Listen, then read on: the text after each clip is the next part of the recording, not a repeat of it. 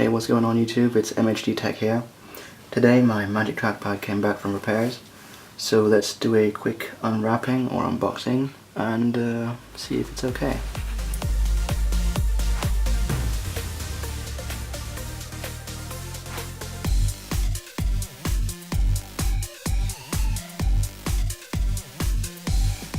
So let's get straight into it. So down here we have the Magic Trackpad. Let's pull it out of the sleeve. It's quite stiff, there we go. And interestingly enough, it's freshly wrapped. So let's go ahead and peel this off.